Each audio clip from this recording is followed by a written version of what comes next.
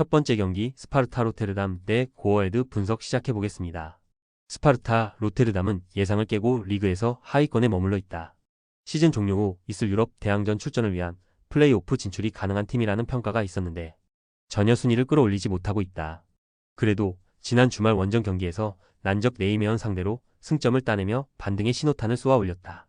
종료 직전 동점골을 허용하긴 했지만 교체로 들어온 네글리의 골이 나왔고 클레멘트와 키톨라노 등이 중원에서 안정적인 운영을 했다.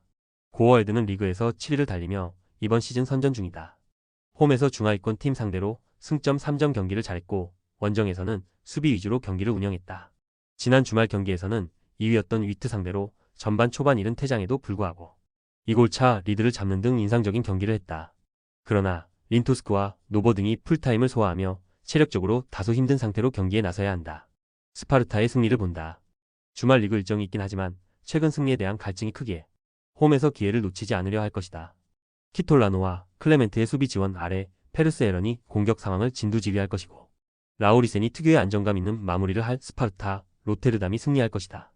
두 번째 경기 헤라클레스 대 네이메언 분석 시작해보겠습니다. 헤라클레스는 하부 리그 팀을 잡고 2라운드에 진출했다. 그러나 최근 리그 성적 부진으로 강등권 커트라인으로 떨어졌기에 오롯이 이번 일정에 전력을 다할지는 의문이다. 다음 라운드 경기가 순위 경쟁 주인 후로닝원을 만나는 리그 일정이기에 그 경기에 더 집중할 수 있다. 그래도 홈 연전이기에 로테이션을 크게 돌리기보다는 포드 고레 아누와 밀라니 등 주전급 로테이션 자원 2-3명이 나서고 나머지는 베스트 전력으로 나설 수 있다. 네이메어는 1라운드에서 즈볼레에 승리하고 올라왔다. 컵 대회 진심을 다하는 팀이라는 인상이 강한데 그 경기에서도 베스트 라인업을 가동했다. 지난 주말 경기에서는 스파르타 상대로 무승부를 기록했는데 선제골을 허용했지만 종료 직전 팀의 센터백인 마르케스가 동점골을 터뜨렸다. 접전을 본다. 이번 시즌 분위기나 전력상으로는 네이메언이 조금 더 우위에 있다. 그러나 원정이라는 점은 큰 부담이 될 수 있다. 그래도 프로퍼와 사노 등 수비 보호에 강점이 있는 중앙 미드필더들이 상대의 공세를 저지하며 경기를 운영할 네이메언이 90분 내로 패하지 않을 것이다. 세 번째 경기 아스날 대 크리스탈 팰리스 분석 시작해보겠습니다. 아스날은 지난 주말 홈 경기에서 에버튼의 텐백에 고전하며 무승부에 그쳤다. 챔스 모나코전 완승을 비롯해 맨유를 제압하는 등 최근 분위기가 좋았는데 연승의 기세를 이어가지 못했다. 그래도 참가 중인 모든 대회에서 안정적인 상위권 순위를 유지하며 강팀의 면모를 보여주고 있다. 웨데고르를 중심으로 데클란, 라이스와 메리노 등 PL 최고의 중원이 경기를 완벽하게 지휘 중이다. 팰리스는 리그 상위권 팀인 빌라를 잡고 리그컵 8강에 올랐다. 리그에서는 다소 아쉬운 15위에 처져 있지만 지난 주말 브라이튼 원정 완승을 따내는 등 분위기가 좋다. 제퍼슨 레르마의 파트너인 휴즈가 중원에서 안정적으로 경기를 운영 중이고 이스마일라 사르가 측면 돌파로 기회를 만들고 있다. 아스날의 승리를 본다. 같은 런던 영고의 팀 상대로 팰리스가 최근의 좋은 흐름을 이어가려 할 것이다. 브라이튼을 완파하는 등 기세도 좋다. 그러나 아스날 상대로는 원하는 결과를 얻지 못할 것이다. 라이스와 메리노의 중원 장악 속에 점차 경기 주도권을 잡을 것이고 사카와 하베르츠, 트로사르 등이 기회를 노릴 아스날이 승리하고 준결승으로 갈 것이다.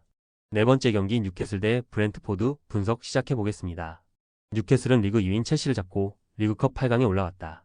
지난 시즌 부진으로 인해 유럽 대항전 출전에 실패했기에 리그 외 리그컵과 FA컵에만 참여 중이기에 8강에 오른 이 대회에 대한 의지가 크다. 브렌트포드 상대로는 최근 원정에서 패했기에 리벤지 의사도 분명하다. 지난 주말 레스터 상대로 머피의 멀티골과 이삭의 추가골 등으로 승리했기에 좋은 분위기에서 경기에 나선다. 브렌트포드는 리그 11위를 달리고 있다. 그러나 이반 토니가 떠났음에도 상위권과 승점 차이가 크지 않고 리그컵 8강에 오르는 등 좋은 시즌을 보내고 있다. 지난 주말 경기에서 첼시에 패하긴 했지만 분위기를 쉽게 내주지 않았고 네르고르와 담스고르 등 덴마크 국대 출신 중앙 미드필더진의 활약도 꾸준하다. 뉴캐슬의 승리를 본다. 브렌트포드가 뉴캐슬 상대로 홈에서 승리한 건 분명하지만 기세가 오른 팀 원정은 부담이 크다. 또 뉴캐슬의 토날리와 기마랑이스 등 중원의 경기력이 올라온 점도 감안해야 한다. 이삭이 최전방에서 상대 수비와 경합을 잘해주며 세컨 찬스를 내줄 것이고 머피와 고든 등이 기회를 놓치지 않을 뉴캐슬이 승리하고 4강으로 갈 것이다. 다섯 번째 경기 알크마르 대 흐로닝엄 분석 시작해보겠습니다. 알크마르는 지난 주말 원정 경기에서 브레다 상대로 역전승을 따냈다. 전반 초반 이른 시간에 오마르손에게 실점하며 끌려간 경기였는데 주포인 페럿이 동점골을 터뜨렸고 드위시 인저리 타임에 결승골을 기록했다. 그로 인해 아약스전 승리 이후 리그 연승에 성공했고 최근 무패로 확실하게 기세를 올렸다. 다음 일정이 난적 투벤테지만 홈 연전이기에 KMVB컵에도 전력을 다할 것이다.